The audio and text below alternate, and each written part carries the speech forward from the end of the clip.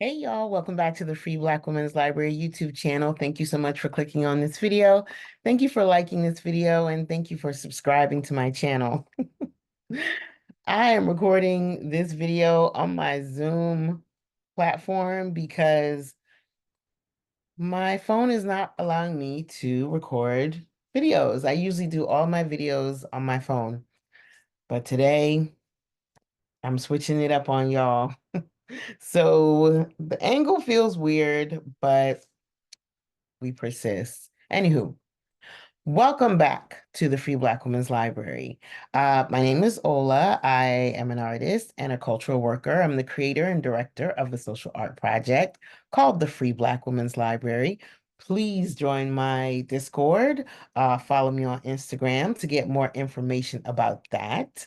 But I am also a media addict who sometimes does rambly reaction videos to movies, TV shows, and of course, books. Today, I'm talking about a show that is currently streaming on HBO Max. A bit controversial, I would say, the Jerrod Carmichael Reality Show. Now, 4 episodes have dropped already, and I have been going back and forth about whether or not I wanted to do reactions to this show since it first started. Y'all, the show is so, I don't know if I like it or if I hate it. I don't know. I don't know. I'm confused.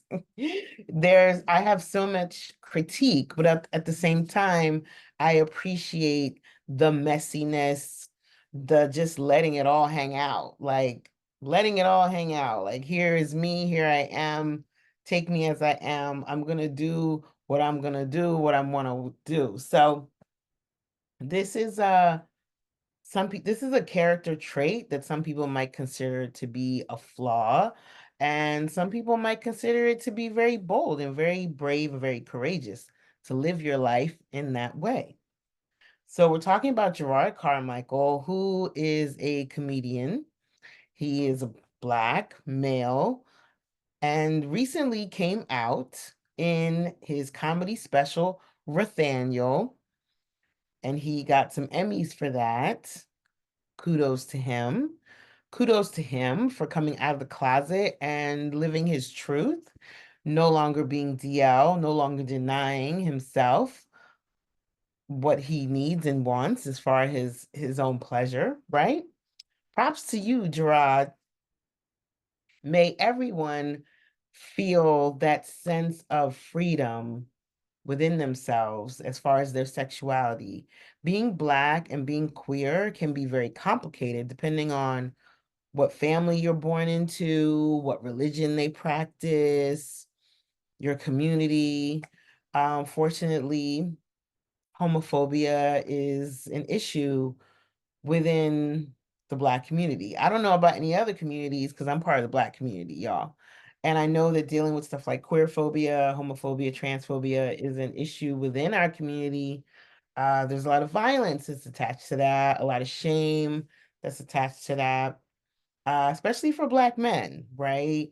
There's this whole idea around masculinity and Black boys not being allowed to cry and play with dolls and be in the kitchen. Like any of these, all these things are not necessarily, in my opinion, to be gendered behavior, but these things get gendered, and unfortunately, it's a lot of stigma that comes with that. So very good for Jerrod to be an out loud and proud gay man at this point in his life, period.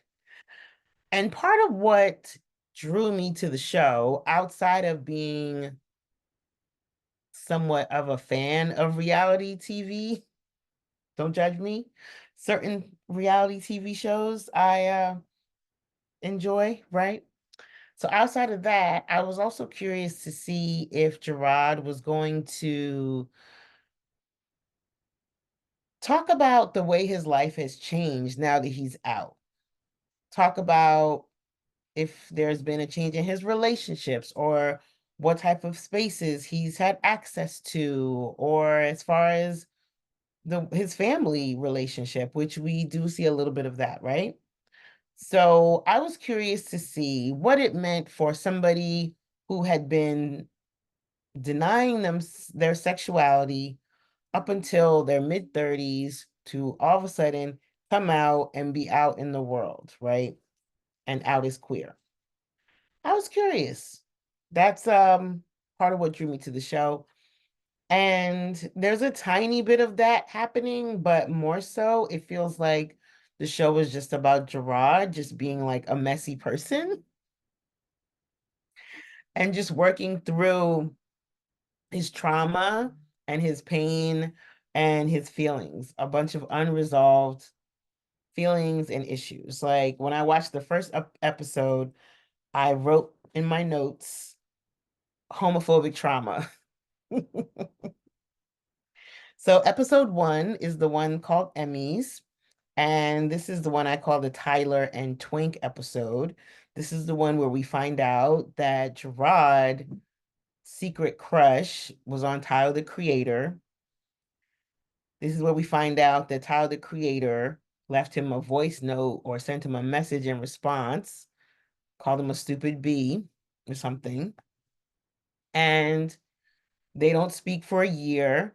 And Jerrod insists that they have this conversation and they have it on camera. Jerrod seems to think that the camera makes him more honest and makes the moment feel more honest and more real. But the thing is, reality shows are not reality because they're edited, there's music added, there's angles, there's different cuts. You know, it's not reality per se. The show is definitely edited and fragmented in a very specific way. I'm not sure who's responsible for the edit. I don't know if Jerrod is responsible for the edit or if there's a whole separate team that's just deciding how they want us to see and view Jerrod. It's called the Jerrod Carmichael Show. He says he's doing a Truman Show of himself. But the thing is that Truman, I love that movie. Truman didn't know the cameras were there for a long time. Jerrod knows the cameras are there, and Jerrod is an actor and a performer. So I think it would be very difficult for him to not perform in some way because that's just his natural inclination as that's what he does, right? Y'all remember he had his own sitcom on it was streaming on Hulu, but I think it was on NBC at first. He has his own sitcom with Homegirl, who is in the show Run the World. They were a couple. Yeah, that show, which was called The Carmichael Show as well. And he was acting in that. He was acting like he was a straight man. So it's hard to tell. But either way, Tyler, the Creator, makes it pretty apparent that he's not interested in Jerrod in a romantic way. Like if you tell somebody you have feelings for them and they send you back expletive as a response, and then they don't talk to you for a year, they don't like you. And Jerrod knew that, but he wanted to have this moment of closure, I guess, this moment of clarity, excuse me, with Tyler, just to make sure. I don't know. It was weird. It was very cringe and it was very weird. And Tyler definitely didn't take it seriously. And I don't blame Tyler for not taking it seriously because, listen, for those of y'all who are constantly seeking a response or some sense of closure from another person and that person isn't responding to you, no response is a response, okay?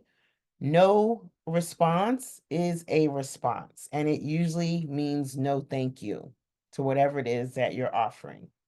All right? So let that be your closure instead of insisting on having this awkward moment. Their friendship is supposedly okay, although they weren't as close.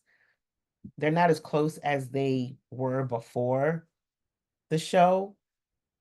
That's what I read in an interview. I read a Jerrod Carmichael interview where they asked him, how's your friendship with Tyler? And he was like, it's okay, but we're not as close as we were. And that could be because of the TV show or because of life, right? Anywho, in addition to this episode, this is the episode where we see him sucking on those pink toes, child. And I was so bothered. Like, did you make him wash his feet first before you put his foot in your mouth? Did you make him wash his feet and like wipe them down? Or did you just like take off his shoe and his dirty sock and put his dirty foot in your mouth? Jerrod, I want to know. So there was that. And, it was like a revolving door of folks. And it's like, okay, you have a crush on Tyler, who's a black man. But when it comes to Grindr and all these sexual escapades, you just have this very pale, white skin, non-black, young uh archetype that keeps revolving through your door again and again and again. So I found that very fascinating that the person you have this secret, intense crush on is not giving the aesthetic of these twinks, as you refer to them, that you were just like using. So that was interesting. But yeah, yeah, Jerrod is an Aries. So y'all know Aries, they like to act out. They like to act out. So, anywho, so that was episode one. It was the Emmys one, and it ended on a really sweet note. His mom left him a really sweet voice note telling him he did a good job and she loves him and she's so proud of him because this is the episode where he was hosting the Emmys.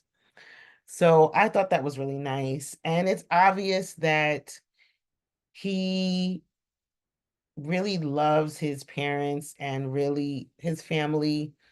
Seems like were a very traditional Christian family, very solid. And it looks like he was also an only child. So I could see him being like just the apple of both his parents' eyes. And this whole thing about him coming out might have caused some fracturing in the relationships with his parents. And Lord knows if his father was the type of father to say stuff about sissies or, punks or things like that around him. Lord knows if he heard those type of things as a young person and how that affects things. So there's a lot of stuff going on here. There's a lot of stuff going on. And out of all the characters that we saw in episode one, the one I related to the most is Homeboy in the mask and the glasses. If I had a friend who was going to do a reality show, I would probably want to stay behind closed doors, unless it was like a competitive show. But if it was something like this, with just people being messy, acting out, and just letting their traumas spill out onto the TV screen, yeah, being covered up. And he said something very interesting. He called Jerrod self-destructive. And after watching all four episodes, I do see some evidence of that. I do think the hookup thing, it's self-destructive adjacent, because that's how people wind up with stalkers. So there's that, like you're a celebrity, and I think you need to take extra precaution dealing with these young men. So let's get into episode two, though. So episode two is the Mike episode. This is when we meet Jerrod's boyfriend, Mike, who is a writer who is in the Iowa Writers Program, which is a very competitive, high, very reputable, very fancy writers program. Like Mike being in that program means that he is an amazing writer. Must be absolutely brilliant and just on some literary like some of the best writers have gone through this program. So shout out to Mike, right?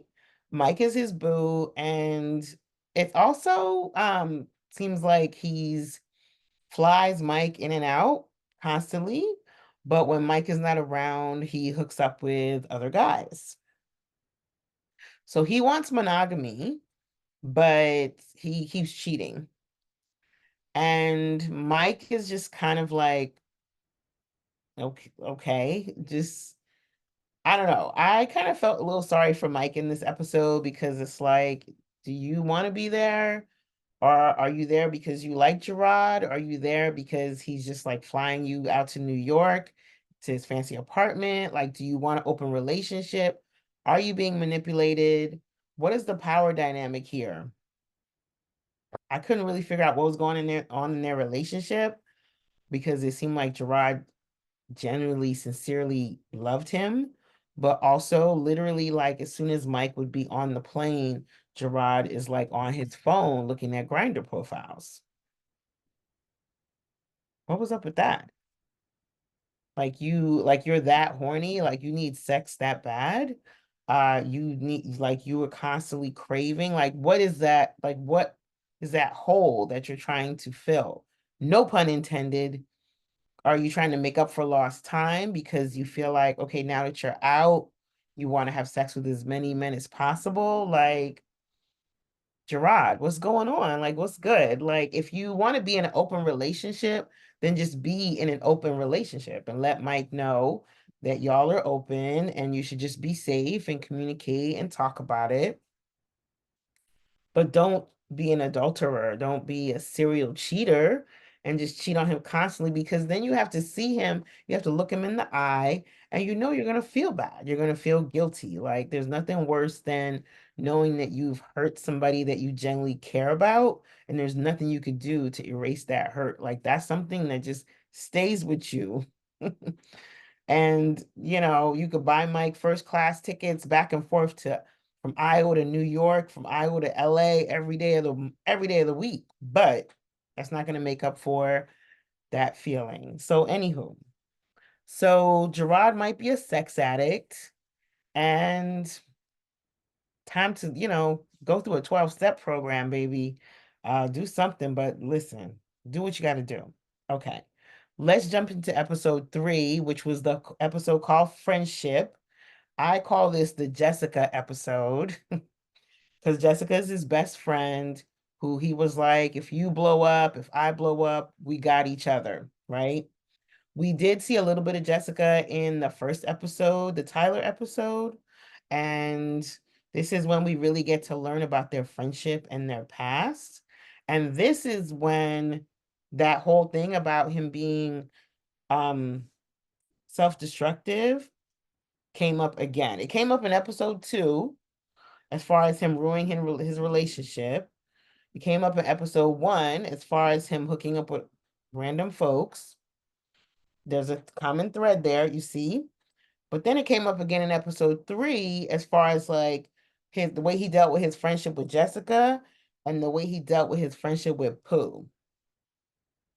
And this is part of what made me start to not like him as a character. I don't know if this is Jerrod as a person or if this is Jerrod playing a character and amplifying certain aspects of himself. This is when I started to not really like this character. I didn't like the way he treated Jessica, even though I did find her annoying. And I'm similar. I don't like people being in my space for too long. Like, I don't even like people being in my space, period. So I understand being protective of your space.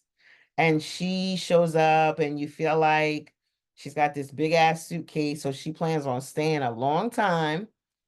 But you have a conversation about it. You talk about it. You don't just kind of give her evil glares from across the room and stare her down and scratch your head and sigh like, oh my God, she's still here. Don't do that. Just talk like, hey, Jess, you've been here for a week now and it's been great having you, but I'm feeling a little crowded. It's starting to feel a little cramped. I'm rich. How about I put you up at an Airbnb in the building across the street or in the building 10-minute walk from here, and we'll figure out how long you'll be staying in New York. Okay? How's that sound? What's the worst she could say? Oh, you acting funny, you acting funny. Yeah, I'm acting funny, but I really I'm starting to feel a little weird about you being here all the time, and I really need my space. I feel like that would have been much better than the way he handled it, which is like putting her up in an apartment and then for a month and then saying I've only paid for this place for a month. And she's got like her little spice rack and she's unpacking and she's going on auditions and she's like about to have her like summer theater residency. Okay. Jessica wants to stay for at least a season, if not a lifetime. And that passive aggressive way of being with her, it really turned me off from his character. Um, I wasn't too bothered by like the first episode. I just felt like it was cringe and a little reckless.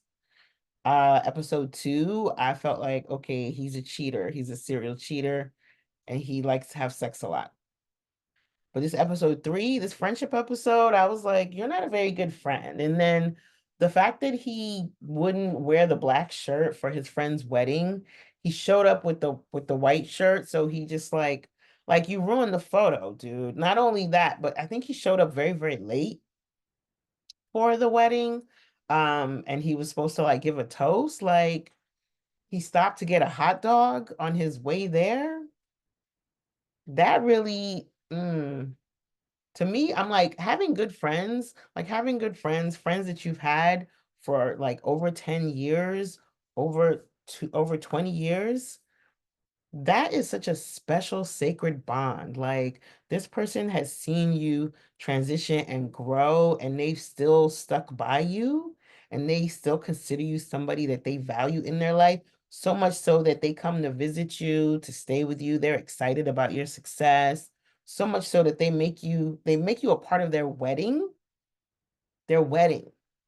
And all you need to do is wear what you're supposed to wear and get there on time. And you didn't even do that because you want to get a hot dog or because the shirt wasn't designer. I did not like that. I did not like that. I was like, okay, is he the villain?